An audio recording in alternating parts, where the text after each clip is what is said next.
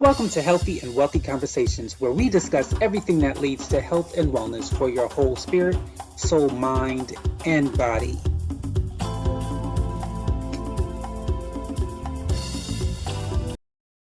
Hi, and welcome to another episode of Healthy and Wealthy Conversations. I'm your host, Casey Bell, and today's guest is Dorothy Husen.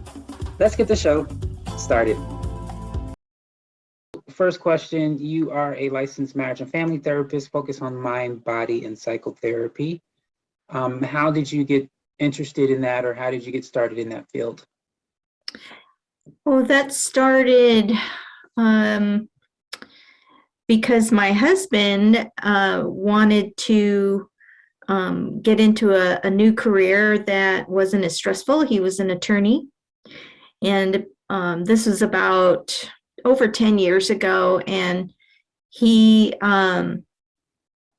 was very we had these roles that we lived in, that he was the provider, I was his supporter, and it was just the relationship that we had. And so when he suggested that we both become marriage and family therapists, I kind of reluctantly agreed, because I didn't think I could really become a therapist. I had always been in the background and helping him, supporting him. But so I reluctantly agreed. And then we got into school, we got into a program, and part of the program was to do your own therapy. And so that's when I really, that's when the internal like transformation started for me, is because I realized, or I was told, actually, I was diagnosed with post-traumatic stress disorder. And I was in my late 40s, at this time, and realized that I had been living my whole life with this anxiety, post-traumatic stress disorder. And then, as we became educated, the real transformational education for me was my own therapy. And I started to heal myself with the help of others, of course, with mentors and other therapists, and learning more about the mind-body connection. And so that's how I came about coming into becoming a mind-body psychotherapist. Today was actually through my husband. Did he explain why the change?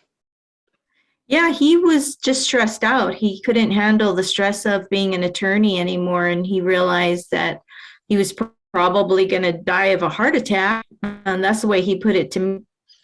And so I, of course, didn't want that to happen, and so that's why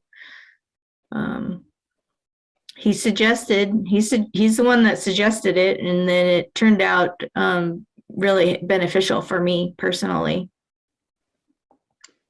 So you say post-traumatic stress. Where would you say that the trauma was in your life, and how did you heal and deal with that? Okay, so yeah, that was my first book. I wrote about it.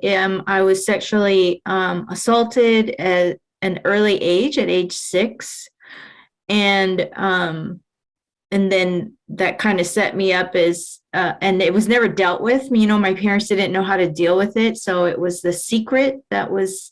I thought I was the secret, but we just never dealt with it. My parents didn't know how to deal with it, so. It ended up affecting me, getting molested again and again, because I didn't know how to say no. And I would go into this state of freeze every time that I was, in a vulnerable situation. I couldn't say no. I didn't know how to stand up for myself. And so that was the trauma. And I did a pretty good job of managing it through spiritual practices, through going to church and praying and reading my Bible and following the rules that I had learned. in the church, which is, I'm a woman, I'm a wife, I become a mother, and then I stay in this lane. And that structure helped me manage my life. And what was going on internally was a lot of doubt and insecurity and worry and dissociating, magical thinking, and I became more and more isolated, and that affected me. It was like this slow progression, but by the time I was in my late 40s, it was pretty obvious to my first therapist that I had PTSD, because she diagnosed me the very first session. Oh, wow. So there's like two questions I have now. Well, I'll go back to someone. What suggestions would you give to a parent how to deal with that when they find out something like that? Because I think if it's a neighbor or a stranger, people immediately go to the police. If it's someone especially a family member, that's when we say, oh, don't say anything.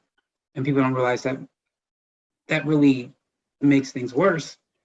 So how would you suggest someone, or maybe you have multiple suggestions, how someone could deal with that situation with their child?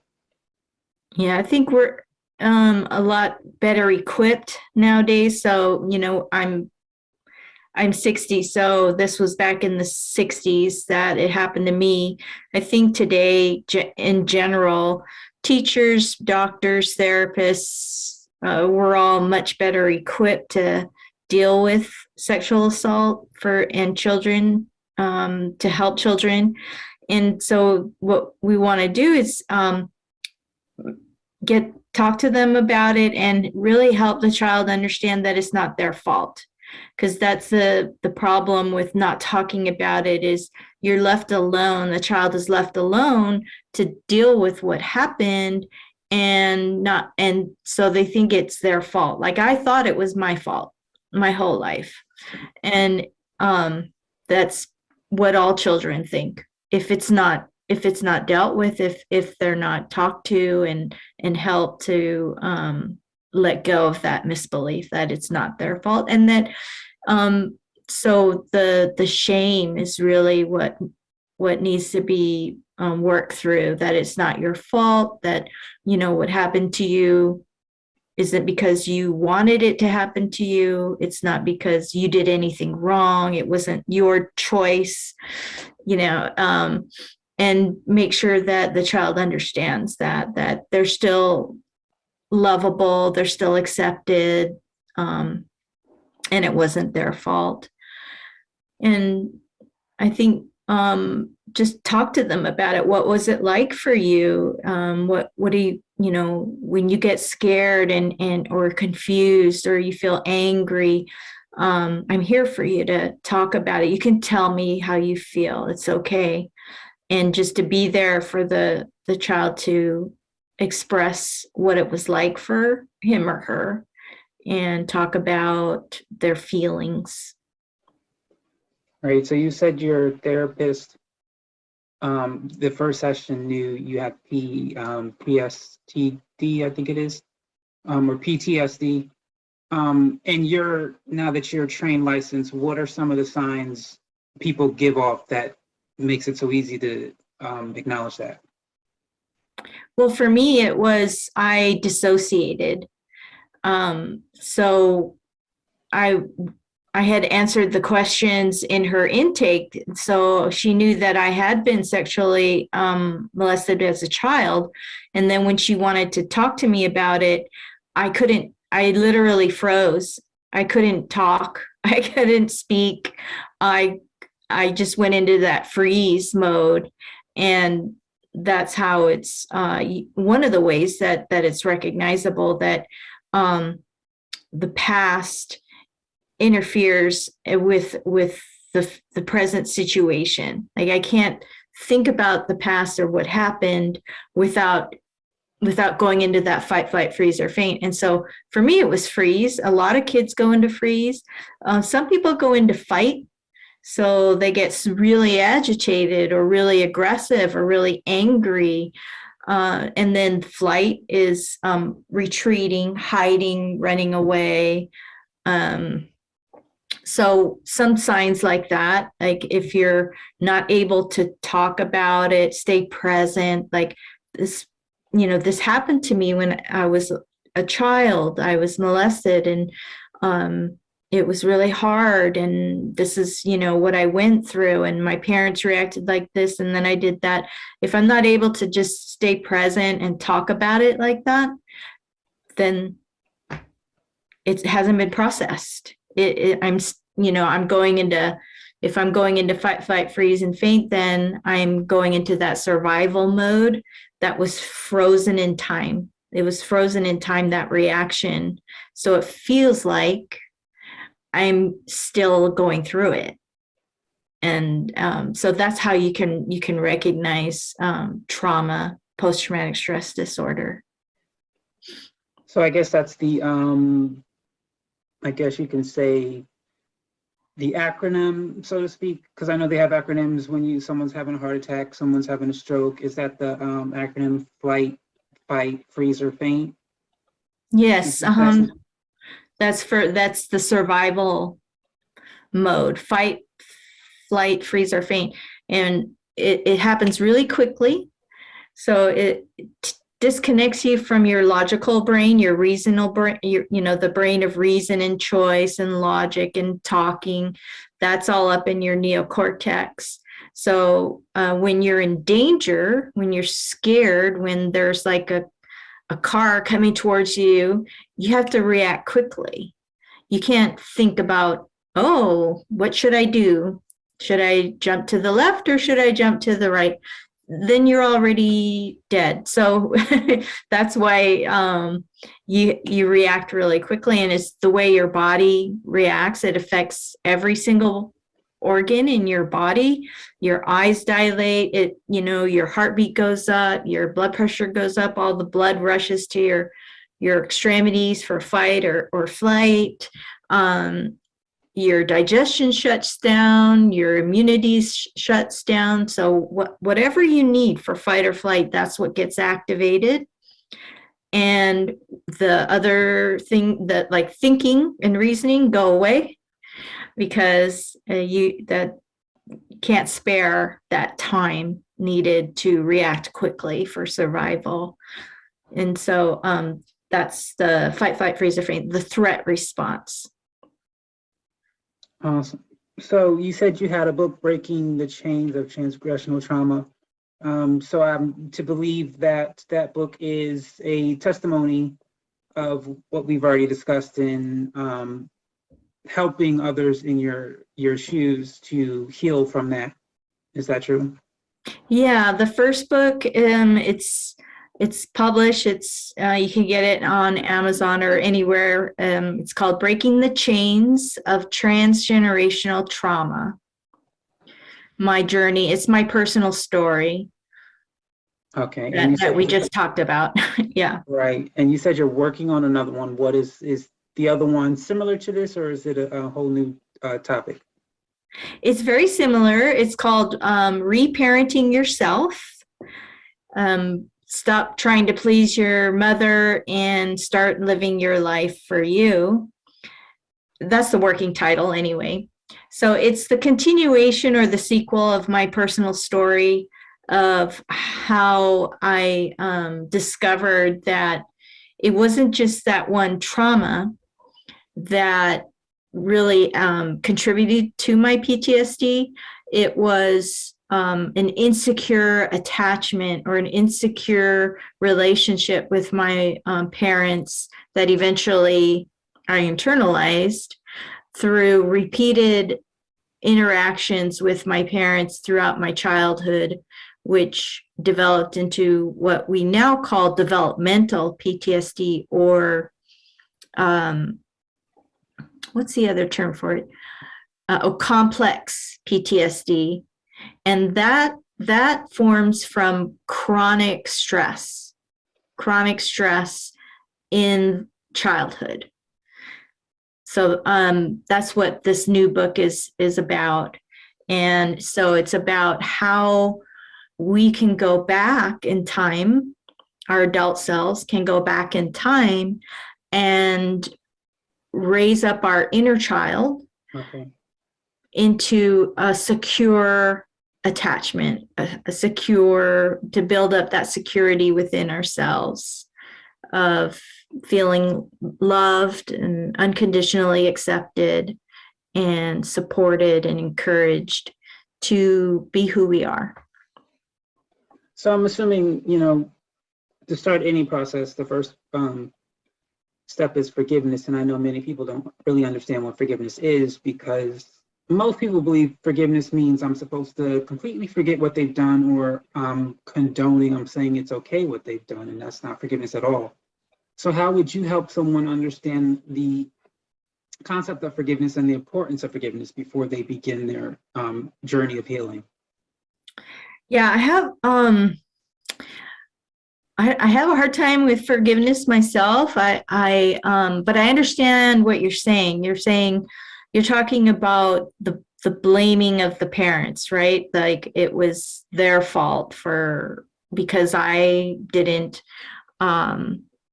receive the unconditional love and security, and I was raised with this insecure attachment.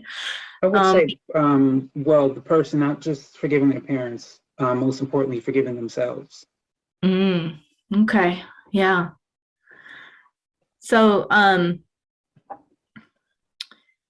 that is, the work that's the work that we do when we go back and reparent ourselves, is we provide for ourselves unconditional love, unconditional acceptance. So I believe we do the best we can with what we know. I believe that our parents loved us and did the best they could with what they knew. It is it's hard to understand, like even parents that abuse their kids, they are doing the best they can with what they know. It's just that that's all they know. It's this trauma is passed from generation to generation, subconsciously. So by the time we are 3 years old, we already have developed a strategy of how to stay in the family system, to how to feel loved and accepted. So there's really nobody to blame. There really isn't. It's all about survival. It's like how our parents learned to survive, what was done to them, and then also society's expectations of who we're supposed to be. That just gets transferred, like how we were parented, that's how we parent. Unless we intervene, unless there's more information, unless society changes too, because society has a big part in who we think we should be, how we should act. Like, why do these secrets go on from family to family to generation? The secrets are about protection. They're about protecting the family from outside judgment, from being judged by outsiders. And we hunker down and we protect our family secrets. And that's a big part of the abuse that goes on, that continues on, because it's never dealt with. Yeah. How do you help, or what would you tell someone? Because I truly believe right now, still, it's better. It's not where it could be, should be. How would you say to deal with people? Because so many people need therapy and they won't get it because they're either ashamed, they're guilty, or we still have in America a society where therapy is still looked at as for people who hear voices, or because comedians make so much fun of it, so many people are afraid to get it. And so how would you suggest to someone the importance of therapy, and how do you think as a society we can do better with making therapy just as important as getting cancer treatment, or pills for AIDS or whatever? That therapy for your mind is just as important as taking care of your physical body. Yeah, I agree with you. I think it is getting better. We were just talking about it this morning in my group about, you know, I would have never gone into therapy had except that, it was required. I had to if I wanted to get this degree. So, and yet I benefited so much from it. Um, but the reason I never went into therapy before was because, like you said, there was this belief that um, therapy was in the religion I was raised in, that therapy was of the devil, that if you had emotional problems or mental problems, it was all spiritual, like really underlying your problem is spiritual, and so you have to get help from the church. And the church in the past has been the only place that we could get help for relational problems. But because the therapy or the science of psychology is a fairly recent field of study, and so now we have therapists, but in the past there weren't therapists. All you had was your pastor or your spiritual leader or the shaman to help you. So with that change, I was raised to think that way, that therapists were, really didn't know what they were talking about, and they were gonna mess you up. So, but I've noticed that my younger clients don't have those kinds of fears or ways of thinking about therapy. So I think of a lot of it comes from, the more people that get it, that talk about it, that are willing to share how it helps them. And then also knowing somebody, like if you know somebody that's struggling the same way you are, and they say, hey, I got help in therapy, or this group really helped me, then we're more willing to try it. But if you're in a tight, enclosed family system or religious, institution that says no to therapy, then it'd be really hard to give therapy a try. But the way I view therapy really now is like, I'm the parent, I'm the relationship that I provide for my clients, is that to provide that unconditional love and acceptance and encouragement and security.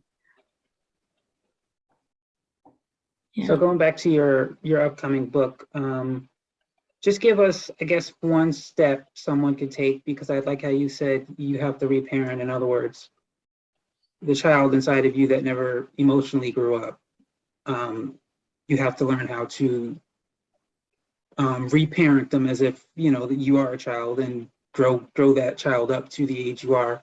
How would someone begin that process? I think probably first just through gaining information about relationship parenting, learning about the difference between the way the patriarchal or authoritarian way of parenting, from that a child should be obedient, and if a child's not obedient, then you punish. If the child's good, you give them rewards. So that's an authoritarian style of parenting, and it's all focused on behavior. So what we're teaching now is relationship parenting. So the relationship parenting looks at the emotional needs. That behavior is showing us what emotional need is there. And so it does take some new learning about ourselves and our emotional needs, and recognizing that the way I was brought up, through fear of punishment or, rewards for being good and bad, that's an old way of thinking now, because we have the science, we have the psychology, we have the research, we have the brain scans. So we know how a child's brain develops, and we know what kind of parenting, what a child needs. We know the emotional needs of children now. And so that's what we have to learn. We have to learn what are our emotional needs, and then how do parents meet their children's emotional needs, and then how we can do it for ourselves. Once we see that, when we can identify it, then it makes it easier for us to do it for ourselves. So I'm almost done. I just thought of another question before we end it here. I'm assuming you had to experience this. If not, let me know.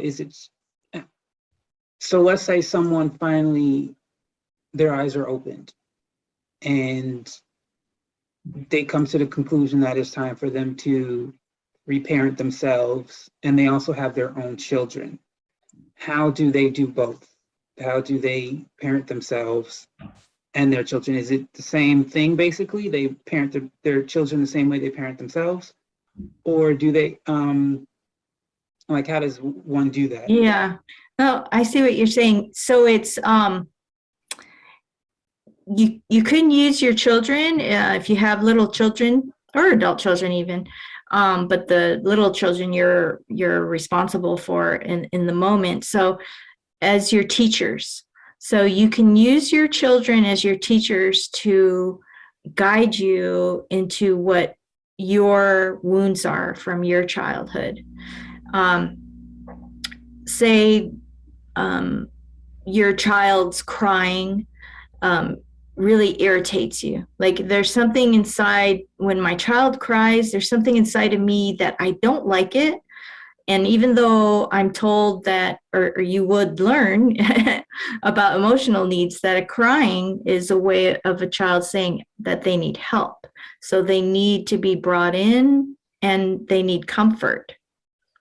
But if your reaction is, stop crying, I don't want to hear you crying, then that's an indication that you yourself, your inner child, needs comfort. So you have to learn how to comfort yourself, your own inner child, so that you can open up your arms when your child cries and welcome them in and comfort them, instead of getting angry at them and pushing them away. So you can do both. You can recognize, because your children will trigger you.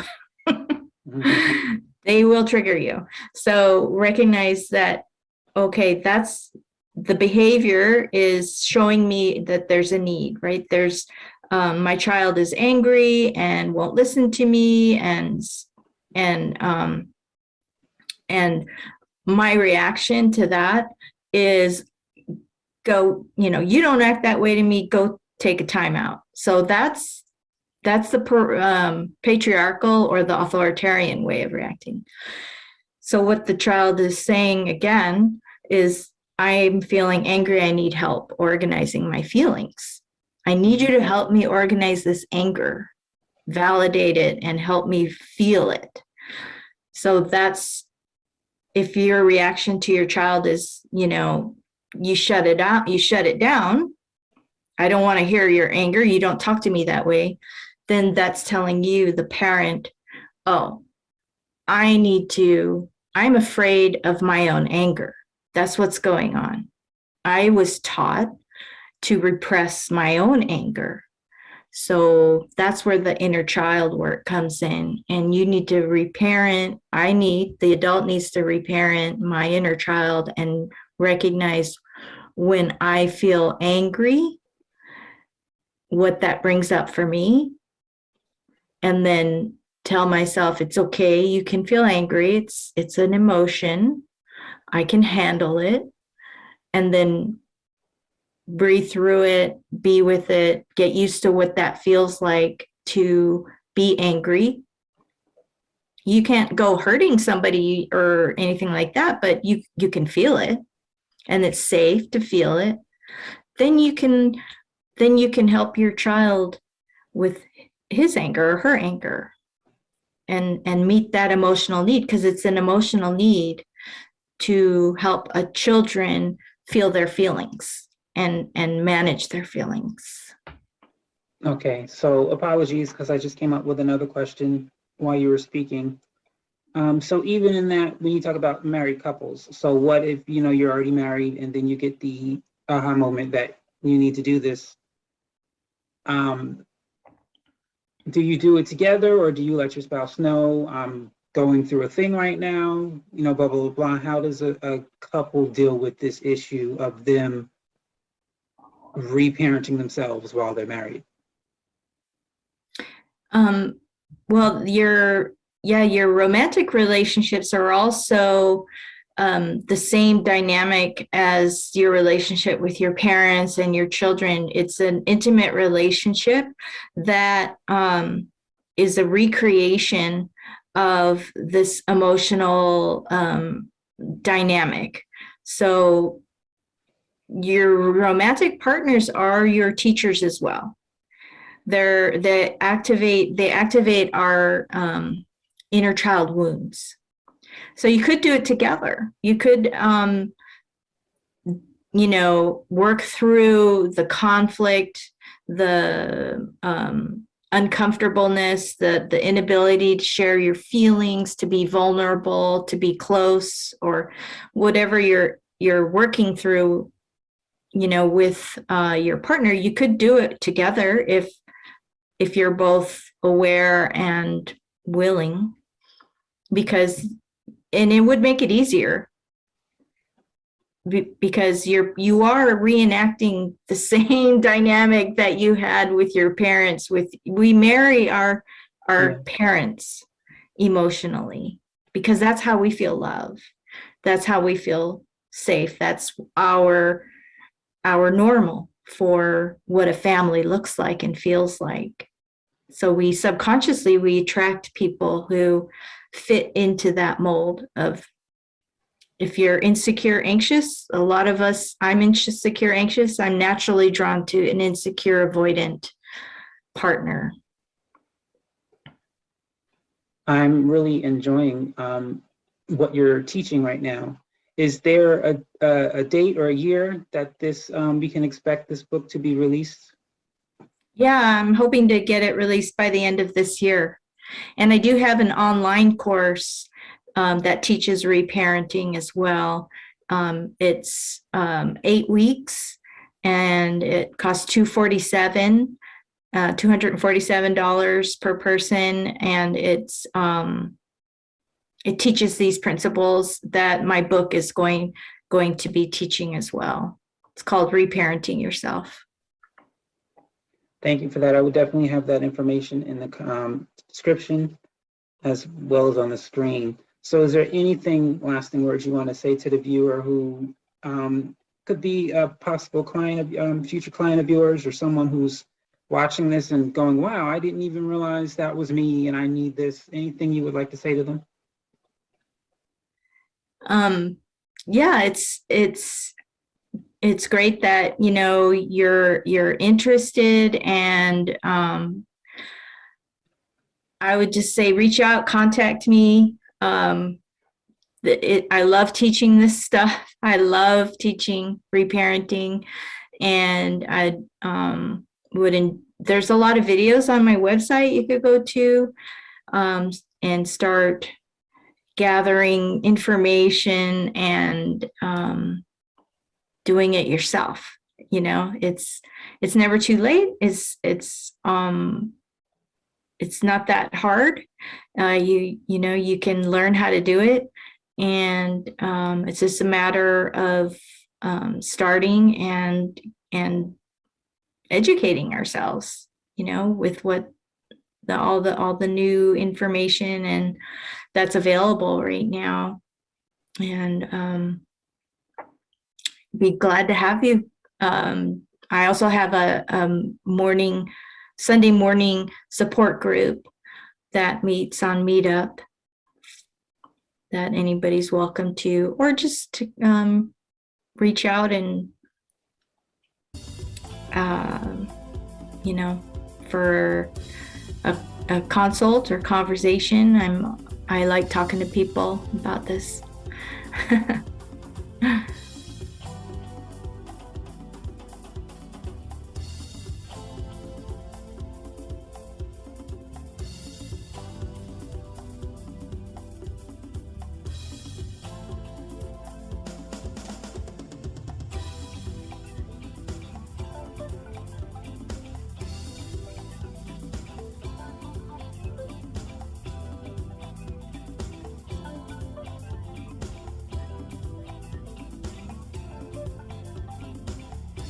That is all the time we have for you today on Healthy and Wealthy Conversations. I want to thank our guest, Dorothy, for stopping on by and sharing her journey. And of course, you, the audience, for watching. Thank you. Have a great day.